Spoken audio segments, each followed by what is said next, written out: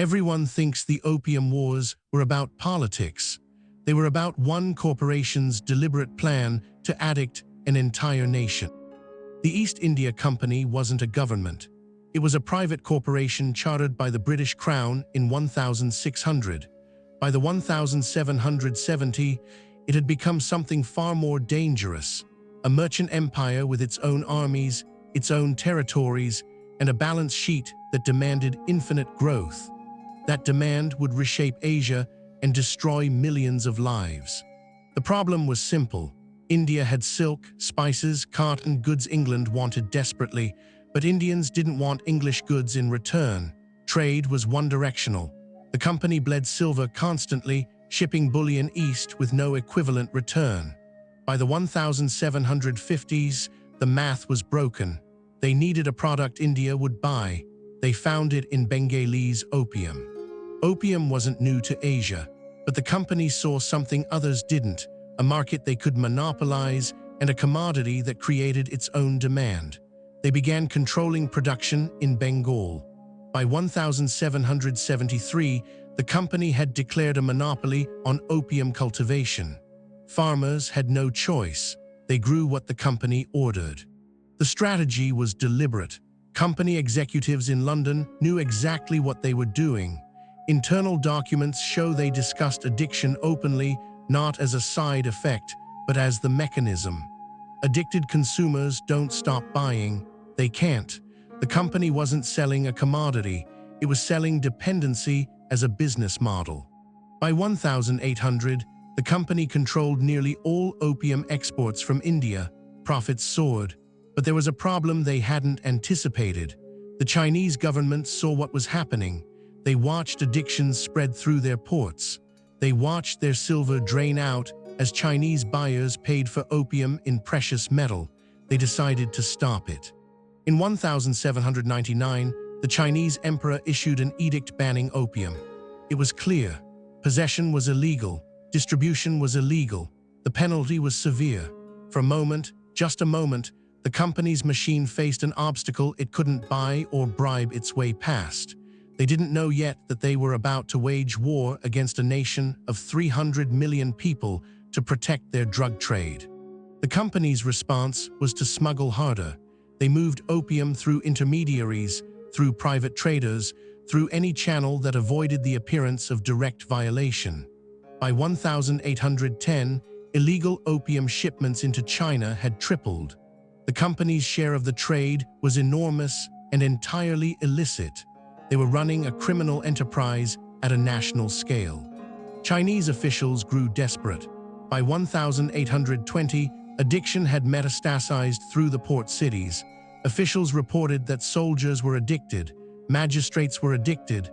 The addiction wasn't contained to vice districts anymore, it had hollowed out the government itself. The Chinese responded with executions. Dealers caught smuggling opium were put to death. It didn't work. The profits were too large. June 1839. Lin Zexu arrived in Canton as the Imperial Commissioner for Drug Suppression.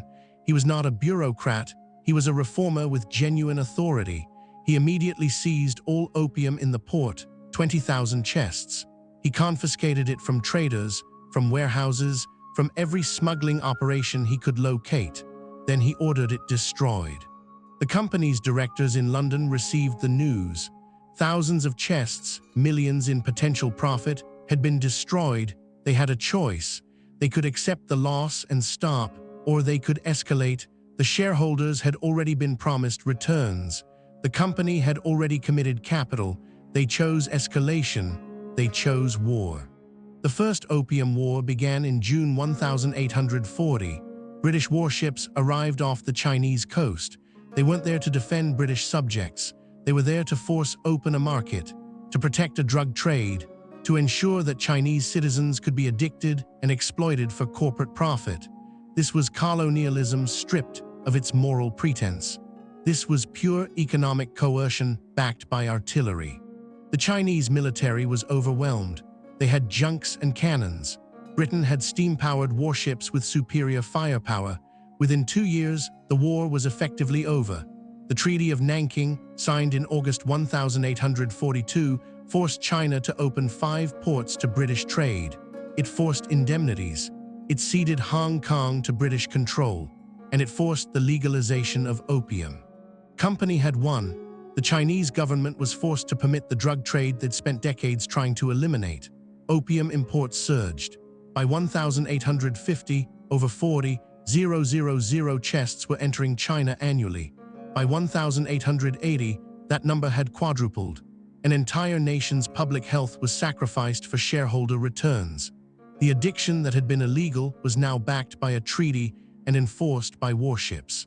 The Second Opium War followed in 1856. Again, the pretext was trade. Again, the reality was coercion. By 1860, the British had forced the legalization of opium throughout all of China. The company's monopoly had been broken, but the market remained open. Addiction became normalized. It became profitable. For the next 60 years, opium remained the largest commodity traded in Asia. The human cost was staggering. Millions of Chinese became addicted. Entire families were destroyed. Labor productivity collapsed. Social stability fractured. By the end of the 19th century, opium addiction had become endemic in China. It took decades after the wars ended for the problem to even begin receding. The damage was permanent, generational. The East India Company never apologized. It never acknowledged the deliberate harm. The directors collected dividends. The shareholders were satisfied. The corporation had solved its profit problem by weaponizing addiction against a foreign population. It was the perfect crime, legal warfare, moral catastrophe, completely profitable. The Opium Wars didn't end until China itself ended the trade in the 1910s. By then, 100 million Chinese were estimated to be addicted. The company had long since lost its monopoly, but the market it created endured. The wars cost tens of thousands of lives in direct combat, but the true casualty count, the addicted, the families destroyed, the futures erased, will never be fully known. This is the East India Company's legacy, not trade, not commerce, not mutual benefit. A corporation identified a market, identified the mechanism to exploit it, and waged war when governments tried to stop them. They didn't invent corporate greed, but they perfected it. They proved that if the profits are large enough, if the power imbalance is steep enough, any crime becomes business. Subscribe for more stories of corporate power weaponized, where profit motive meets geopolitical catastrophe.